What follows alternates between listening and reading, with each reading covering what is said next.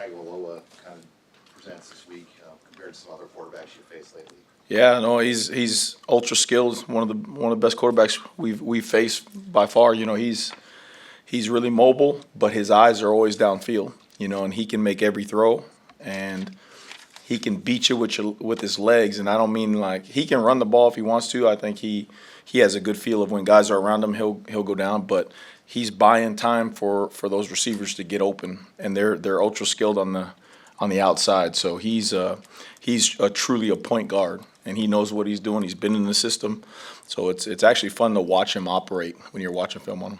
Hey, how good is your rush lane discipline been this season, and how important is it against this particular quarterback? Yeah, I mean it's just, you know, I don't think you can ever have perfect rush integrity, right? I mean, especially this guy. I mean, no matter who it is, he's finding ways to run around and throw the ball. He's an athlete. I mean, let's make sure he is an athlete and a really good thrower. You know what I mean?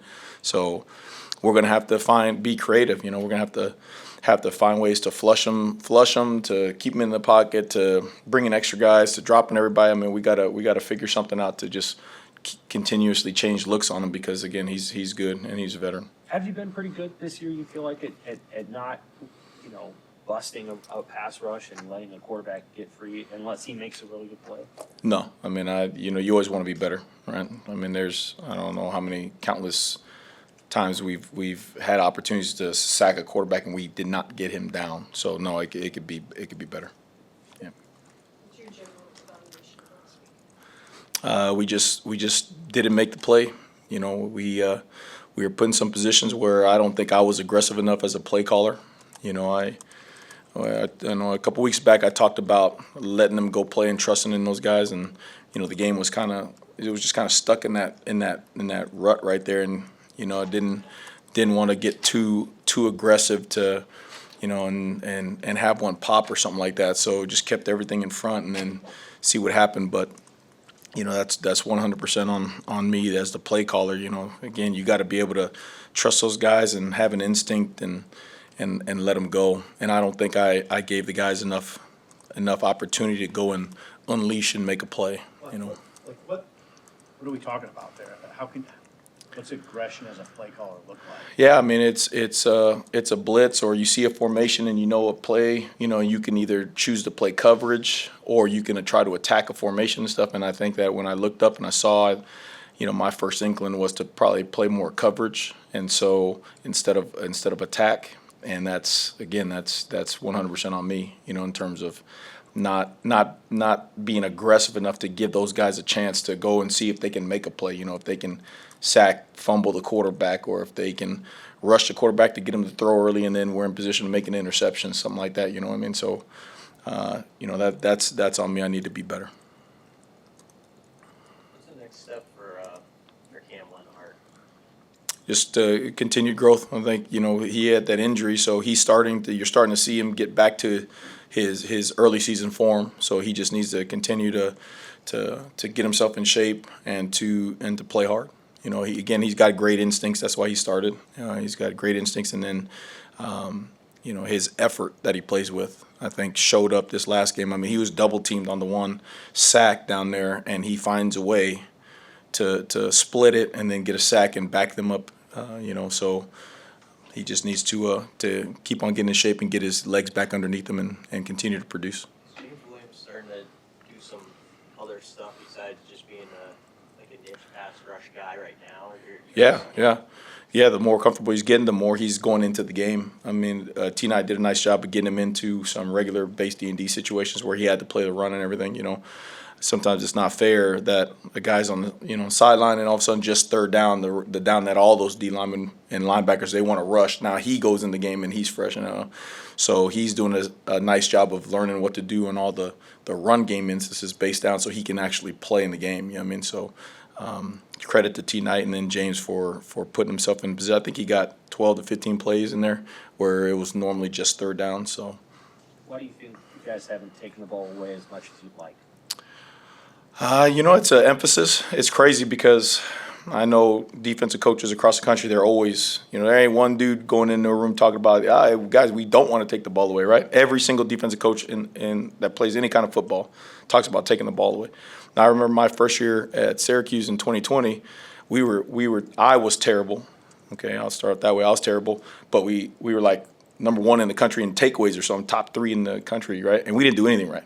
We just didn't do anything right. But they seem to just come in waves, and I always go back to sometimes when you give them a chance to go make a play, they surprise you and they do. And that's why I'm putting it all on me in terms of those one or two chances I thought we could have been aggressive. That you look back at the tape and I'm like, I should have went after him here, and sure enough, we would have had a chance at least to get a field goal or hold them to a field goal or maybe possibly rush the passer a little bit better. Like, I didn't give those guys that chance, so I got to do better.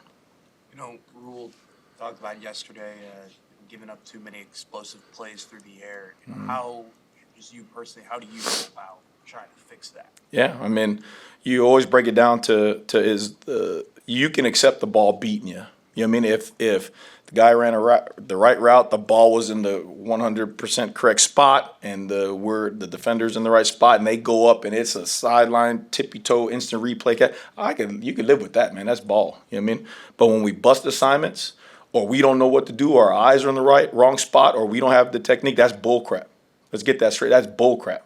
And that starts with coaching, in terms of being able to get those guys to say, hey, this is how we do it, and then if the guy's not going to do it, then he shouldn't be in the game, right? So that's the most disappointing part. Again, we give up some fade balls and cues in a great spot. Man, live with that, bro. That's playing ball. I ain't tripping. But we don't cover the damn tight end on 3rd and 3 on a defense that we've been playing all year. Because I didn't get the call. Again, you always look internally. Maybe I was in the wrong spot, so he couldn't see me, so he didn't get the call, because I trust him to get the call and to line up and to D him up. And the very first 3rd down of the game, we cover that because the other side of the field was all covered. We cover the tight end. I don't know where he's going to throw the ball, so we're off the field. That's 3 points right there off the field. But instead, we let him drive down the field and score. So you can see it still bothers the hell out of me, but. Again, I gotta be in a spot where they can see me, get the call clearly, and go let them execute. What is getting Marquise Buford back allow you to do with that rotation at safety and nickel, and how valuable is he to with his experience in the secondary? Yeah, it was fun to watch him play. Again, I said that. You don't realize how much of a ball player he is and how twitchy and all that stuff he is. He was fun to watch, and now it's just about him getting back his legs back and all that stuff, and his air back and his game speed back. But it allows you to move guys around. In the one package we actually put Gift down at linebacker and moved Keese back, and so he was in the secondary. So it gives you a lot of versatility back there and a lot of different combinations. And Coop's doing a really, really nice job of mixing around the pieces and stuff. And when you have that kind of versatility, then it allows you to explore different coverages and see what you can do. Had you gotten a little bit hamstrung, at least maybe the week before when Omar was out, and obviously you're missing Singleton too? Yeah, but that's football, right? What team in the country ain't got some kind of injuries? Look what the guys on the offense are doing. And they're still finding ways to run the ball and have it in a one possession game. So there's no excuses. We got guys that train all year, that lift weights, that sit in the meetings, and that's somebody else's opportunity. All these guys, for the most part, they're playing ball because they got their opportunity to play. So it gives guys like Corey Collier, Kobe Bretts, Ethan Nation, gives those guys a chance to go out there and see what they can do. So. Coach? You feel like your defense is going to have a little bit more urgency this weekend? Just based on your comments and practice and the quarterback they're playing. We'll see. It's a good football team, but again, it comes back to this what we talked about before. What Coach Rule always talks about is the standard of play, right? The standard of play has to be correct in order to give yourself a chance to win the game, and. You look back at the game, and the first half, it wasn't to the standard. And then the good thing about the guys and the sideline and everything about an atmosphere like that was when we needed to the most, you saw the guys come out. I thought that's when they were the most alive and they were back to normal and playing to the standard. Those last 3, 4, 5 series-ish right in there about where it was like, hey, we have to stop and we cannot give up points, like that. And they went out there and played some ball, and you saw some guys actually running through guys and throwing guys down and fighting off of blocks better. So, you know, this week we gotta make sure we know what to do so we feel comfortable and get them to that mindset to where they can just go attack. Okay, thanks, Coach. Thank you.